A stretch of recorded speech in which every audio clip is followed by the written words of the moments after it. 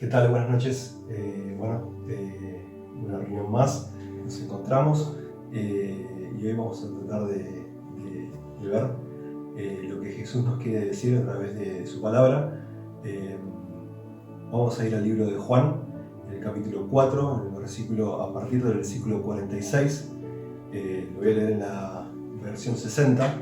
Dice: Vino pues Jesús otra vez a Caná de Galilea, donde había convertido el agua en vino, y había en Capernaum un oficial del rey, cuyo hijo estaba enfermo.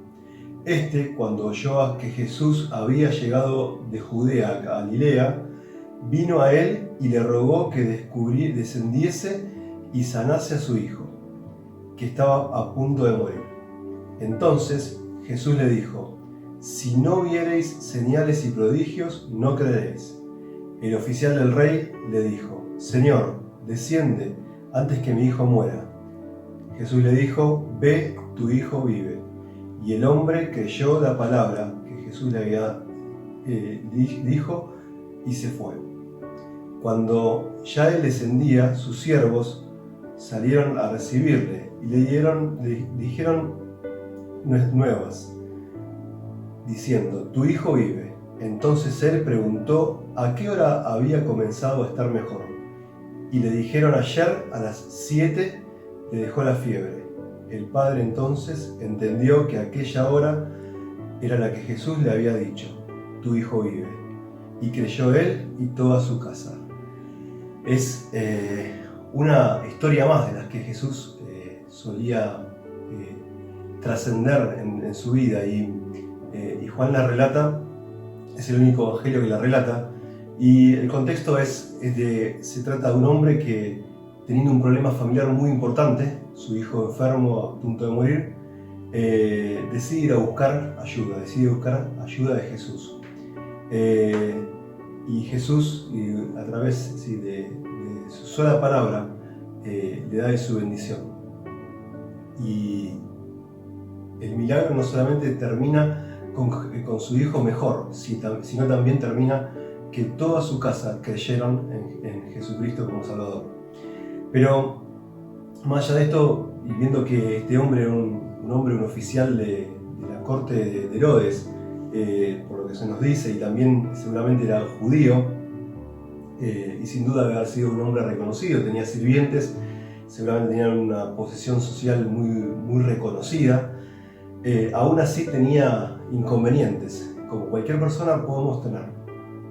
Jesús llegaba desde la región de Judea, a unos 25 kilómetros aproximadamente de este lugar, y seguramente grandes expectativas habían sobre él, no solamente porque en ese mismo lugar en Galilea se habían llevado a hacer las bodas en las que Jesús hizo su primer milagro, convertir el agua en vino, un vino que tenía tiempo, un vino que estaba añejado, sino que también muchos hombres de ese lugar participaban de las fiestas en Jerusalén, como nos dice el versículo 45, y que sabían de los milagros que había hecho Jesús también allí en Jerusalén, de las cosas que había hecho. Y este hombre, sin duda, la expectativa de él era saber si podía ayudarle con su hijo.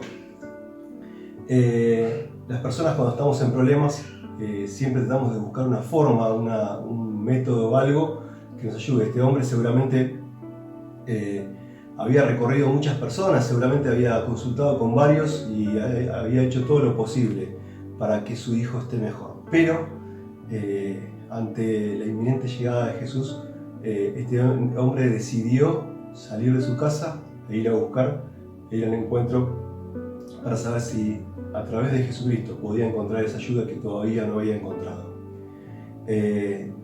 Cuando empezamos a tomar dimensión de esto, nos damos cuenta que ante la gran adversidad, ante la imposibilidad de poder resolver problemas propios, ante la imposibilidad de poder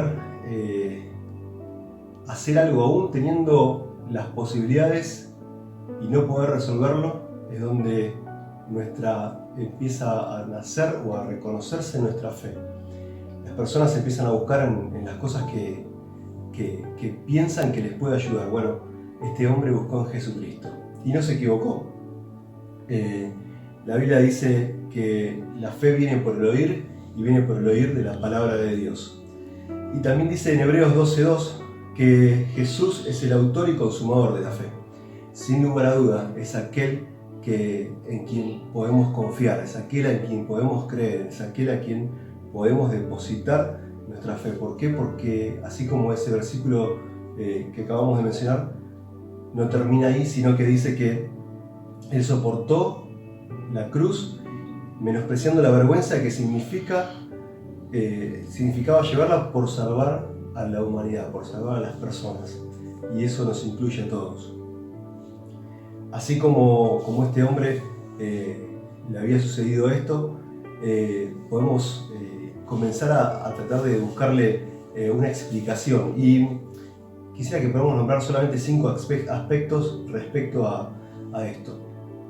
En primer lugar, hay una fe esperanzadora. Este hombre tuvo esperanza, pensó en la historia que había trascendido en su pueblo, en ese lugar, de que Jesús era un hombre de milagros, y decidió ir a acudir y buscar a Jesús. No buscó una religión, no buscó una falsa promesa, buscó a Jesús.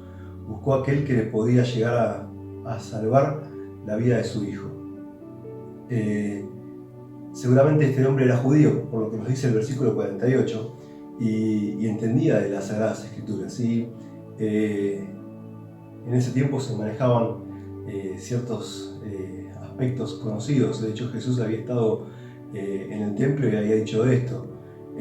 Decía Jesús, nombrando en Isaías 61, abriendo el rollo, dice que leyó y decía: el Espíritu del Señor está sobre mí, por cuanto me ha ungido para anunciar las buenas nuevas a los pobres, me ha enviado a proclamar libertad a los cautivos y dar vista a los ciegos, a poner libertad a los oprimidos. Y sin duda, este hombre, este Jesús, había venido a este mundo para poder dar libertad, para poder sanar, para poder mostrar el camino verdadero hacia el Padre, hacia Dios.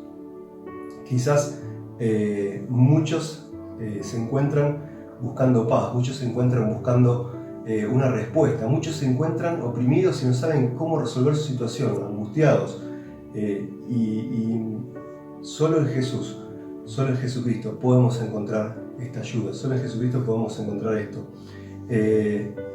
Lo que hizo este hombre fue a buscar a Jesús, y encontró salvación, encontró ayuda, no solo para su hijo, sino también para él y para su familia. Esta fe esperanzadora es la que nos mueve a las personas a buscar algo distinto, y Dios es ese distinto que nos puede ayudar a cambiar una vida. En segundo lugar, hay una fe solicitada. Lo primero que hizo este hombre fue y le suplicó, le rogó, como dice la versión 60, a Jesucristo que le ayude. Le rogó en forma fuerte, le rogó súplicas. Dice el original de esa palabra, habla de que es una súplica repetitiva y urgente que demanda una acción inmediata, y Jesús actuó inmediatamente. Es como una oración o un ruego. Esa persona, este hombre, le rogó a Jesucristo que le ayude. Y aquella forma de decirlo es la forma de una oración. La única forma que tenemos de acercarnos a Dios, la mejor forma que tenemos de acercarnos a Dios, es a través de una oración de ayuda, de pedido de ayuda, de ruego, como lo hizo este hombre, sabiendo que no estamos orando a una estatua o estamos orando a cualquier cosa, o una figura o un elemento material de este mundo, sino que estamos orando al mismo Dios. Y este hombre, en un grito desesperado, le rogó, le suplicó que le ayude a sanar a su hijo. Sin duda él esperaba una respuesta verdadera, y esta respuesta verdadera vino a través de las palabras de Jesús. Pero Dios es el que siempre toma la iniciativa. Dice en Isaías 1:18: vengan, pongámonos en claro, dice el Señor, son sus pecados como escarlata, quedarán blancos como la nieve, son rojos como la púrpura, quedarán como blanca lana. Jesús mismo dijo que Él había venido a buscar y a salvar lo que se había perdido. Dice en Mateo 11:28: vengan a mí todos ustedes los agotados de trabajar tanto, que yo les daré descanso. Dios mismo nos llama ante nuestra impotente situación y nos da de su ayuda, nos da de aquello que necesitamos para poder cambiar nuestras vidas. En tercer lugar, Dios nos muestra en su palabra que hay una fe que no recibe premisas, que no considera las premisas. Muchas veces nosotros queremos pedirle a Dios que Él sea el que resuelva el problema, pero le queremos dar las reglas, las pautas, queremos ponerle las herramientas en sus manos para que Él lo haga como nosotros queremos. Y Dios es un Dios soberano, es un Dios poderoso. A veces no escapamos a no considerar realmente el poder de Dios. Y Jesucristo fue una gran prueba en esta tierra, en mostrar cuál era ese poder. Solo una pizca de su poder pudo hacer que un mar se quede quieto. Solo una pizca de su poder pudo hacer que un hombre resucitase. A veces pensamos en que podemos ayudar a Dios, podemos facilitarle las cosas, pero Dios solo nos pide nuestro corazón. Este hombre le pidió que descendiese con él para que no muera su hijo lo antes posible, pero el poder de Dios no depende de su presencia física o material, no hace falta que esté ahí. El poder de Dios tampoco depende de los riesgos del paso del tiempo, y sin duda Jesús lo pudo demostrar. Así como nombrábamos recién, Lázaro fue un ejemplo de eso, un hombre que estaba muerto, y al cuarto día, cuando ya su cuerpo estaba en descomposición, el mismo Dios, el mismo Jesucristo, lo llamó y lo revivió y lo volvió a su condición anterior. El poder de Dios no depende de mi carácter, no depende de quién soy yo, no depende de lo duro o no que soy, sino que depende de que yo le entregue mi vida a Él para que Él pueda actuar.